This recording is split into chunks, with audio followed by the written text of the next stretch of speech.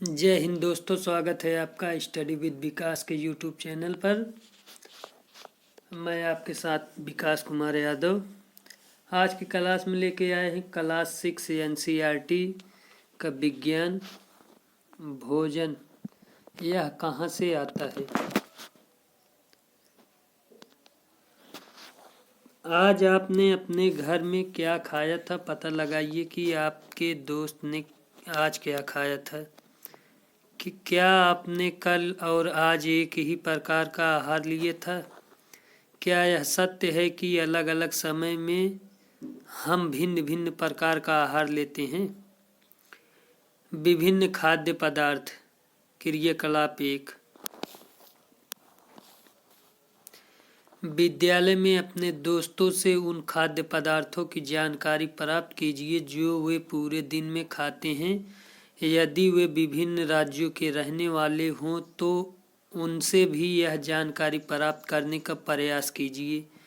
अपनी नोटबुक में सारणी 1.1 की तरह यथासंभव अधिक से अधिक दोस्तों द्वारा खाए जाने वाले विभिन्न खाद्य पदार्थों की जानकारी प्राप्त कर सूचीबद्ध कीजिए। सारणी 1.1 हम क्या खाते हैं।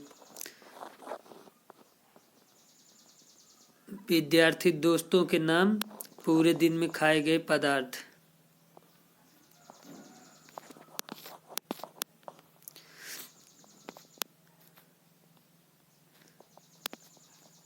अपने भोजन में हम अनेक प्रकार की चीज़ें खाते हैं। खाने की ये सभी चीज़ें किससे बनी हैं। पके चावल के बारे में सोचो। हम कच्चा चावल लेते हैं, उसे पानी में उबालते हैं। इसे तैयार करने में हमें 2 पदार्थों या संगठकों की आवश्यकता होती है। दूसरी ओर कुछ भोजन तैयार करने में हमें कई संगठकों की आवश्यकता होती है।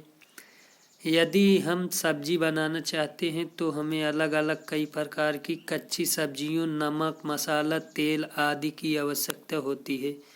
क्रियाकलाप 2। सारणी 1.1 में सूचीबद्ध कुछ खाद्य पदार्थों को छांटिए और अपने दोस्तों तथा घर पर चर्चा करके जानकारी प्राप्त कीजिए कि इनको बनाने के लिए कौन कौन सी सामग्री चाहिए। इनको सारणी 1.2 में सूचीबद्ध कीजिए। वस्तु का नाम और उसमें प्रयुक्त कच्ची सामग्री के कुछ उदाहरण सारणी 1.2 में दिए गए हैं। कुछ अन्य को इस सूची में जोड़िए। सारणी 1.2 खाद्य व्यंजन और उनकी कच्ची सामग्रियाँ। खाद्य पदार्थ रोटी, चपाती। कच्ची सामग्री आटा, जल। दाल बनाने में कच्ची सामग्री कच्ची दाल, जल, नमक, तेल, घी, मसाले। इसी तरीके से आप और कुछ बता सकते हैं।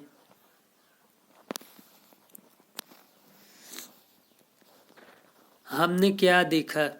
कक्षा में चर्चा कीजिए कि क्या हम विभिन्न व्यंजनों में कुछ संगठक समान रूप से प्रयुक्त करते हैं। अच्छा, ये संगठक कहाँ से आते हैं।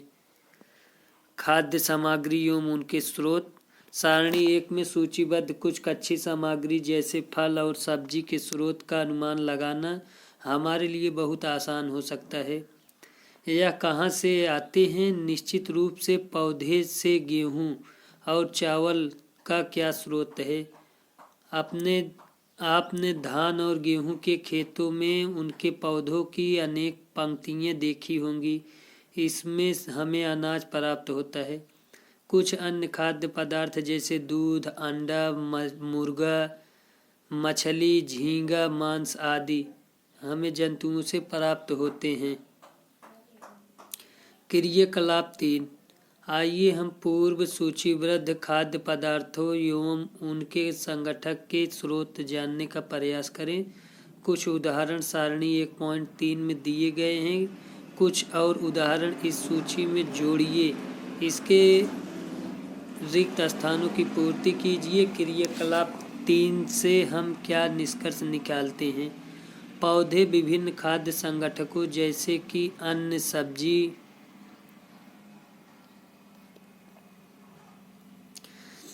तथा फल इत्यादि के स्रोत हैं। जंतुओं से हमें दूध, मांस, अंडे तथा अन्य जांतव उत्पाद प्राप्त होते हैं। गाय, बकरी तथा भैंस दूध देने वाले कुछ सामान्य पशु हैं। दूध एवं विभिन्न दुग्ध उत्पाद जैसे कि मक्खन, क्रीम। सारणी 1.2 खाद्य व्यंजन संगठक जिससे वे बने हैं तथा उनके स्रोत, जैसे इडली। इडली की कच्ची सामग्री चावल है, उड़द की दाल, नमक और जल। स्रोत पौधे या पादप से होता है। चिकन करी, चिकन करी के लिए चिकन, मसाला, तेल, घी, जल। इसके स्रोत जंतु। तेल, घी इसके स्रोत पौधे या जंतु।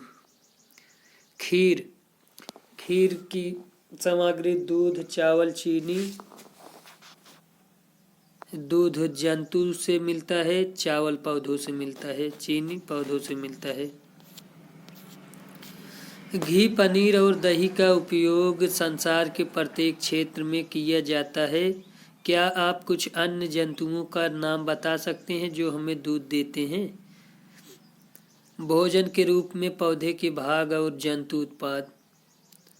पौधे हमारे भोजन का मुख्य स्रोत हैं। हम पौधों के कौन से भाग का उपयोग खाद्य पदार्थ के रूप में करते हैं? हम पत्तियां वाली अनेक सब्जियां खाते हैं। कुछ पौधे के फलों को भोजन के रूप में खाते हैं। कभी हम जड़, कभी तना तो कभी पुष्प भी भोजन के रूप में खाते हैं।